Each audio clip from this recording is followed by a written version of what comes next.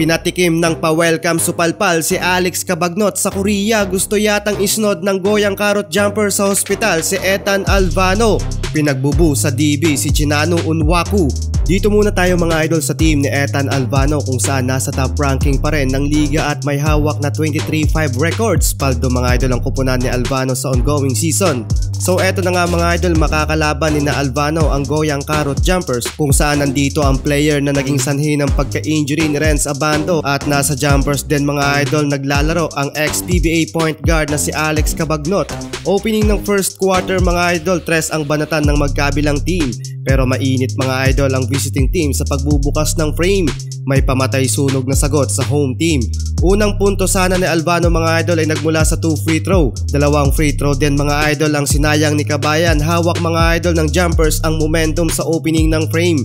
So far mga idol, up by 6 points ang jumpers sa home team. This time mga idol, pangalawang free throw nang nakuha ni Alvano. 2 of 2 mga idol ang pasok. Eto pa lang mga idol, so far ang unang puntos ni Kabayan. Samantalang last 3 minutes na mga idol ng first quarter nang pinasok si Cabagnot at wala pa rin puntos na kinakana sa game. Pero Alex Cabagnot, dribble drive offense, pasok ang unang 2 points. Samantalang pinagbubu ng DB fan si Chinanu Unwaku, 1 of 2 free throw lang mga idol ang pinasok sa basket. Hindi ganon ka-effective si Alvano sa opening ng frame. 2 points, 1 rebound and 1 assist lamang si Cabagnot mga idol. And first quarter. Under 4 minutes mga idol ng second quarter, up by 13 points na ang visiting teams. Pinagtatawanan na lang sa bench ni Chinanu Unwaku ang depensa ni na Alvano.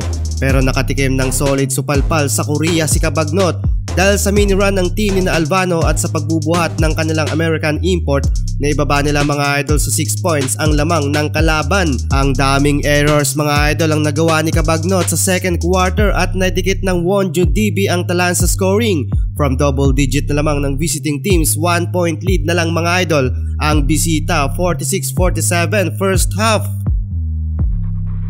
Second half tayo mga idol, Alvano tinirahan ng 3 sa mukha ang import ng jumpers pero hirap kumana sa puntos mga idol ang teammates ni Alvano at halos bumabalik na naman sa double digit ang lamang ng goyang carrot jumpers. Under 4 minutes ng quarter, bagyang nagka-injury si Alvano. Inaalalayan ng coaching staff palabas ng court. Hindi na nahagip sa camera kung ano ang nangyari kay Kabayan dahil nakafocus kay Lawson ang foul. Halos hirap din mga idol ang home team sa opponent ngayon dahil ni hindi makalamang sa solid na depensa at opensa ng kalaban. Lamang pa rin mga idol ang bisita, 68-74. Last quarter mga idol, tambak na ng 11 points sina Alvano samantalang 50% chance na lang din mga idol kung ipapasok pa ba sa loob ng court si Kabayan. Samantalang 2 points lang mga idol ang nayambag ni Cabagnot sa jumpers. Mukhang maayos naman ang lagay ni Ethan Alvano at muling binalik sa game. Tumira pa nga mga idol ng 3 para may baba sa 4 points ang lead ng jumpers. Alvano again, hindi tayo binigo. Nice assist by Kabayan at nakapagdakdak ang local player ng DB. Dahil sa ginawang play na ito ni Alvano, yun nga lang mga idol, bitin na sa oras at nakuha ng goyang carrot jumpers ang panalo sa game, 88-94. Alvano with 11 points, 4 rebounds, 5 assists and 2 steals.